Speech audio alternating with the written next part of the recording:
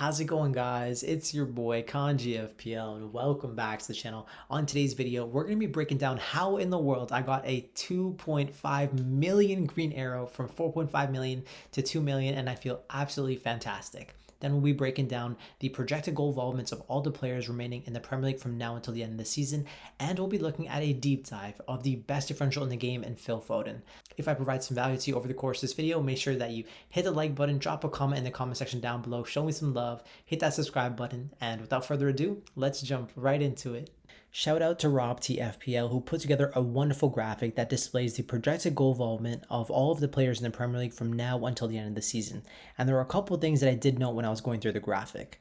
The first thing is that, of course, Erling Haaland is going to be at the top of the graphic, picking up 30 expected goal involvements, followed behind by the Egyptian king Mo Salah, and then you have the likes of Palmer and Saka. Now, Palmer has 25 expected goal involvements, and Saka is at 23. If we look at it from a value perspective, Palmer is just 20% lower than Haaland for projected GA, whereas from a price perspective, he's around 30 or 40% cheaper than Haaland.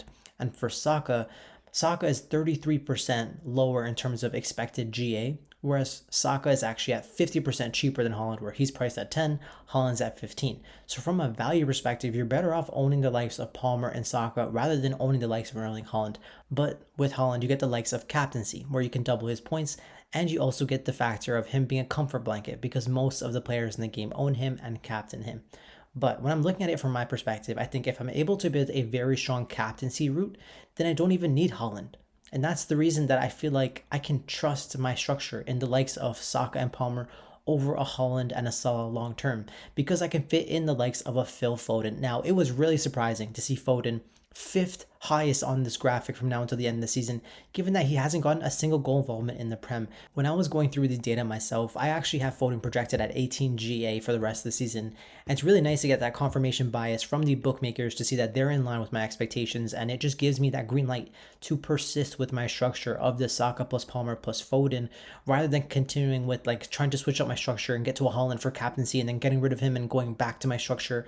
I think I'm very happy with it, and I'll just take the red arrows in the next couple of weeks, given that Haaland will probably score a couple of goals. Now, of course, when I'm going through the graphic, there were other players that stood out to me. Bruno was much higher than I expected. For him to be at 18 projected goal involvements, that was really surprising. Same with Brian and Bumo. And it's not a surprise to see a lot of the analytics community on those two players in particular, and to also see the likes of Ibrahim Eze in the top 20. That was really surprising.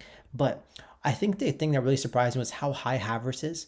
Now, Havertz is sort of existing like a pseudo premium, where last year he was getting as many GA as Saka was, and even this year he's continued to not match Saka in terms of points, but match him in terms of value. And I think that is something to really consider. Maybe you don't need the likes of Saka if you can bring in a Havertz into your team. Another thing is that of all the Liverpool attackers, Diogo Jota is the highest on this list, and you would have expected Luis Diaz to be on this list given how many goals that he'd picked up already this year and how the system is always leaning towards creating chances for the left winger. But I think it's because there's a small drop-off between the quality of Gakpo and Diaz, whereas if you look at it from a striker perspective, Jota is just much better than Darwin. He's just a more complete player, and that's why they probably have Jota's expected minutes higher as well as his projected goal involvement higher, and I think that's very fair. So all of this so far is kind of in line with my expectations, apart from when I saw Solanke higher than Watkins. Like, that really doesn't make sense to me. Are they just expecting Solanke to play more minutes than Watkins? I know Watkins is likely not to be on the penalties either, but there's also going to be a chance, maybe 10% chance he's on pens. But maybe they just have the penalty share 100% in Solanke, given that Son is not on the list. But other than that, I really just don't get that logic. Maybe when they release an updated version of this, maybe you'll see Solanke lower in the list when they have included Heung-min Son. Speaking of Son, I think he'd be on the same level as the Palmer and Saka, is probably higher than a Foden. And I think that's what makes this game so interesting, is we don't really know where Son is going to be. He's like one of the biggest wild cards, and same with Foden. And I also feel like he's actually be at the same level as Havertz, maybe even slightly higher. Seeing Eze this high is really surprising to me. Him to be just below Bowen is very surprising, but it kind of makes sense. You know, Eze has 30% of the penalty share. He also has the set pieces, unlike Jared Bowen as well. But I don't know. I still feel like Eze has been underwhelming. He's not playing at the same level without Elise. Now, Eze has some mixed fixtures. He's playing against Nottingham Forest this week. Then he comes up against Arsenal, Man City in like 5 to 10 weeks from now. It's a very mixed run where they also play against Spurs and Fulham, Wolves, where they have some good fixtures mixed in between. But I feel like I'd rather just avoid Eze, given that he's had poor form. And maybe when the fixtures open up from game week 18, we can consider him again. And from a value perspective, I think he is the cheapest player in the top 20. So he's just something to really consider. We also have the likes of Rodgers and Semenyo that are really good value picks, and those are the picks that a lot of the FPL community have been flocking towards, and that makes a lot of sense. So the underlying data from the bookmakers backs up bring in the likes of Semenyo and Rodgers in order to fit in an Erling Haaland within your FPL structure. Another interesting thing to note is how high Wood is in the projected goal involvement, and if you compare him to the likes of like a DCL, I mean, there's a pretty big drop off of 2 or 3 GA, and the price difference between them is only like 0.2 or 0.3.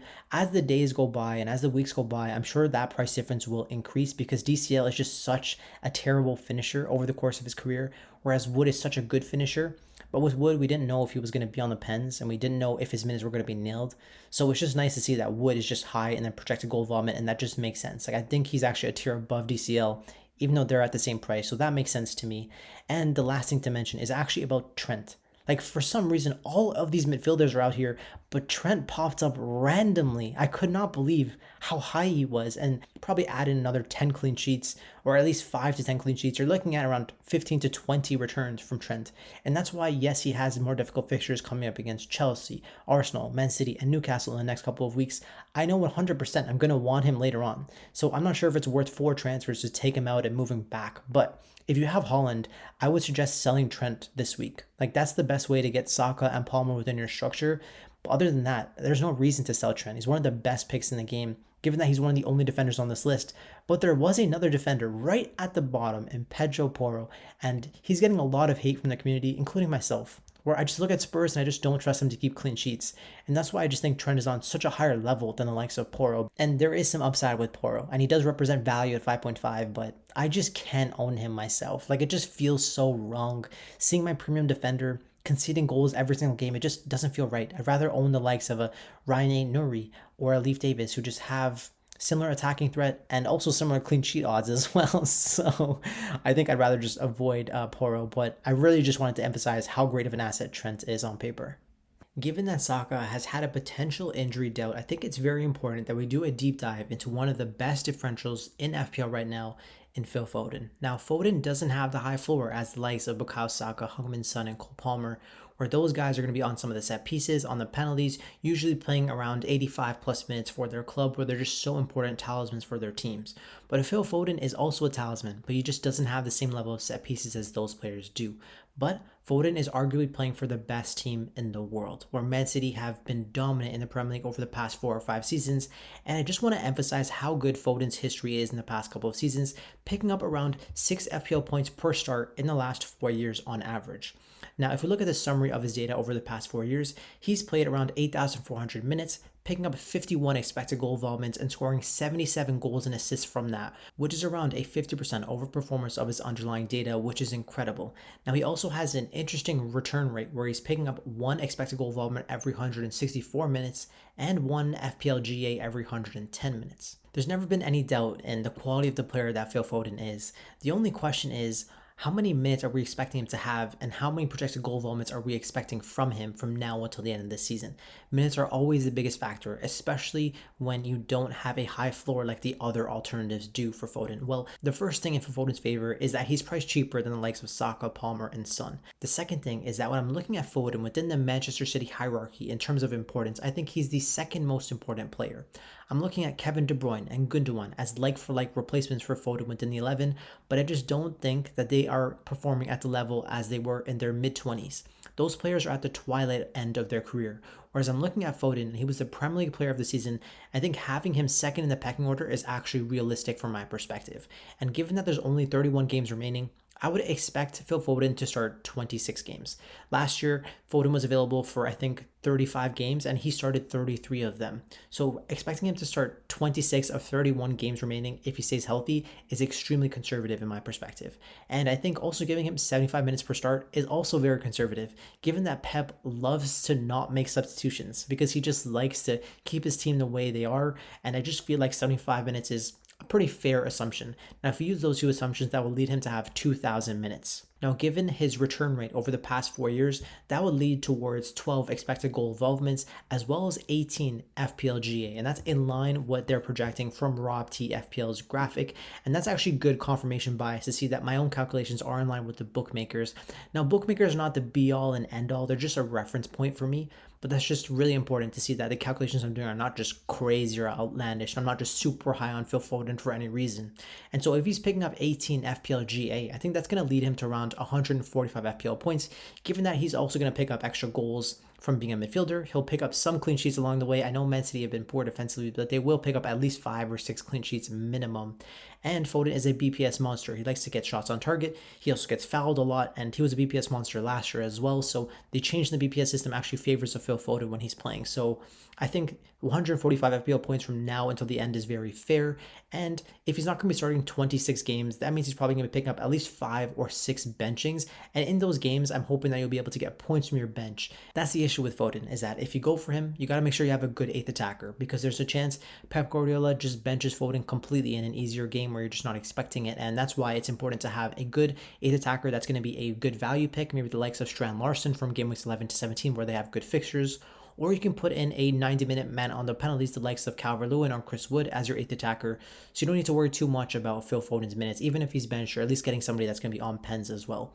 And so when I'm looking at that, I'd probably expect around 160 points from now until the end of the season. If you have Foden in your 11 and you have a good 8th attacker, I think Foden is one of the best FPL picks. Now, of course, that's the perfect scenario. If you have Haaland in your team or Salah in your team, it's hard to find enough money to have a good 8th attacker. And you're probably going to be looking at the likes of like a Semenyo or a McNeil, and those are also going to be good 8th attackers as well. But if you go for a no Haaland and no Salah structure, similar to the likes of me, you'll be able to have a very, very strong 8th attacker. And that's why I really like Foden, specifically within my structure. But over the next couple of games, the fixtures really tell you exactly what you need to know. Like the next 4 games are easy. If you want to net the haul, you got to be bringing in players that have good fixtures. And that's why Foden is just one of the best FPL picks. Yes, he doesn't have the high floor like the likes of Saka and Palmer, but he's still projected to have the same amount of FPL GA. And that just goes to show you how good of a pick Phil Foden is. Reflecting on game week 7, I had a massive 2.5 million green arrow, from 4.5 million to 2 million, and I feel absolutely fantastic about it. Finally, I got some good luck. I've been seeing all the people that I've been advising, some of my best friends that I talked to about FPL, people on the Twitter spaces, they're all flying, and I was waiting for it to be my turn, and finally it came. I got a 16-pointer, mainly from captaincy, which was the biggest differential because Haaland owners went out there and captained him, got 2 points doubled to 4 because had a home game against Fulham. But people are disrespecting how good Fulham are. And I think people are overhyping how good Haaland is. And I think those two things combined made Haaland to have a very high effective ownership. And I'm really glad, because that made Saka a massive differential at only 40% effective ownership. That's crazy. It just goes to show you that a lot of people don't even own Bukayo, let alone even consider captaining him. In fact, if you had talked to me on a space or on the comment sections, I would have told you like, hey, I would still captain Saka even if I owned Haaland, because I think he was the best captain on paper. But some people are just lower on the explosivity that Saka has, and people will say, hey, he got lucky to get the goal, but realistically, Saka is going to get goals and assists over the course of the season, whether you want to admit it or not. And I'm really happy that I got that little bit of positive variance coming my way. We got the captaincy haul. Let's go, baby. Let's go. But for every good thing that I've done in FPL this year, there's a bad thing. And I did get the Saka captaincy points, but unfortunately, I did double up on an Arsenal offense where they played against Leicester and Southampton at home, and they conceded in both matches, even though they conceded less than 1 expected goal in both games, which is very frustrating, but that's just how the cookie crumbles, and I'm used to it from playing FPL for so long, so I'm not even that down about it. Then we have Trent Alexander-Arnold playing away from home in the early kickoff, and he delivered the goods with a clean sheet as he had a chance to wipe it out, but unfortunately he fluffed his lines, and thankfully the backup keeper made this stop. Happy that Trent actually picked up 2 bonus points as well as the clean sheet. And just a fun fact, Trent actually picked up more expected goal involvement than Salah in this game, which I thought was really interesting. And I have the Dumbo holding up my back line and Mark Flecken. I cannot believe I got finessed into this guy. He is actually so garbage, picking up 2 points in the last 2 games. He's conceding too many goals. He's not even making enough saves. He can't even get to 3 points, which was my minimum expectations. Like, bro, my standards were low, but you can't even reach this? Like, come on, my guy. Flecken, bro. You're supposed to be the right pick for me, but he's been disappointing. Let's see how things go in the future with him. Moving on to my midfield, which is what I absolutely love. I've got Phil Foden, Cole Palmer, and Bukayo Saka with Brian Mbeumo, and I brought in my differential this week of Brennan Johnson, and it was a very solid midfield, and of course it delivered. I did get the captaincy points correct. I also got points from Palmer and Mbeumo. These guys have just been so consistent. I have no plans to sell them ever. Then I have Phil Foden as my differential, who blanked, but that's not too bad because Haaland also blanked as well, so it's kind of a good thing realistically that he blanked. Thankfully, I did have Brennan Johnson. He was my transfer in, and he brought the goods. He scored in his last 7 professional matches in a row. This man is on fire. Really glad that I brought him into my squad to add to Dominic Solanke, who actually got the assist for the goal. So that was really great. And I decided to play Cunha, who was away at Brentford, rather than playing Calvert-Lewin at home to Newcastle. And that was another good decision. Newcastle have been improved defensively than where they were in previous seasons. So really happy with the way that my team looks. And it's not really luck. You got to put yourself in a position to just do well. And in order to beat Haaland, you have to spread your money across the entire squad, and you just have to nail your captaincy. And when I do, I can definitely feel like the greens, and I coupled it with Haaland blanking as well, and that's why the green arrow is so big. But other than that, over the next couple of weeks, my mindset is just to survive. Haaland has Southampton, he has Wolves, he has Bournemouth, he has Brighton. I'm not expecting massive green arrows, but even still, even if he goes out there and scores a brace in every single game, I still think I have a chance to get a green arrow. All I have to do is get my captaincy correct, get 1 return from them, and I think my squad outscores the Holland teams. So I just have to stay patient with my players and hopefully they stay fit. So I love my overall team. The key to success in my FPL structure is just to nail captaincy, and I have made a couple of tweaks. Now, we have seen the way that Man United have set up against Aston Villa, where they set up very defensively, and Aston Villa were struggling to really get that many shots on target. In fact, Onana only had 1 save in the game, surprisingly. So it goes to show you what happens when Ten Hag plays the guys that he trusts and the likes in Harry Maguire and Johnny Evans, and they just play very solid defensively, and they look to hit teams on the counterattack. This could be the way that Ten Hag saves his job. And because of that, I don't think the Man United and Chelsea game will be high scoring, and that's why I'm just wavering on that Game Week 10 captaincy. Also, in Game Week 11, I am 100% certain I'm going to be captaining Son, given the way that West Ham destroyed Ipswich, and West Ham not even playing that great of football from now up until the newly promoted side. I just feel like it's a no-brainer, given that Spurs have put up the most XG in the league. So I'm happy to be going with Son Cap as my lock in Game Week 11. Hopefully he's going to be fit and available so I can bring him in for Game Week 9 or 10, where I'd also look to captain him at home to Aston Villa because of the doubts that I have of Palmer playing against Man United. So that's the only tweak that's happened within my Captaincy Matrix, and I'm just focusing on looking at Game Week 8, where I have 3 different options of 3 really good picks. The first is going to be Bukayo Saka, who's been in red hot form, picking up a return in pretty much every single game. If you're looking to captain someone that's giving you at least 6 points, Starboy Saka has been that guy. Unfortunately, he went out there in the international break and picked up a potential hamstring injury, but I'm not sure if it's going to be a real injury or if it's just a knock. You know, with Saka, he always has this limp walk, so you never even know if his injury is real or not. And so hopefully we'll be able to get some news. We'll be able to find out before the deadline maybe if he's traveled with the squad or not, because if he's available, I don't expect him to be on the bench. I think he's either playing 90 or he's not playing at all. That's why I feel comfortable still captaining Bukayo Saka, even amongst this injury doubt. And this is the exact same situation I was in last year, where Saka played, again, away at Bournemouth, ironically, and I actually sold Saka for Son that week, and I think Son got 1 return, but then Saka got 3 penalties. Thankfully, he gave 2 penalties, one away to Odegaard, one away to Fabio Vieira or Havertz, something like that. So he only got 1 goal in that game. But I remember being like, that was the day I got really lucky, because Saka had 80% effective ownership at that time. So almost the entire game owned him, even though he was injured, and I'd sold him proactively. Foden doesn't have 90 minutes. He doesn't have set pieces. He doesn't have the corners, free kicks, or pens.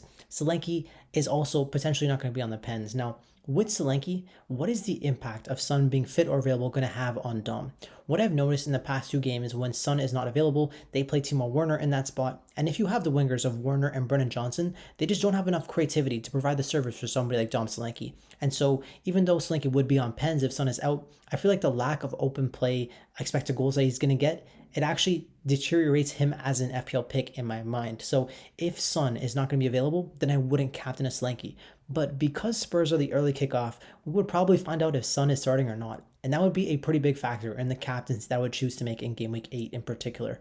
And then Phil Foden, he's going to be the guy that I'm hoping won't exactly match Haaland, but he can sort of perform in line, maybe even steal a couple of goals or assists away from Haaland, maybe take some of the bonus points away from Haaland as well. And I do think with him having as good of fixtures as Haaland is, he's a genuine captaincy option. And with Foden, he's playing away at Wolves, where Manchester City actually lost 2-1 to Wolves last year, but I think Man City just need to go out there and pick up a lot of wins.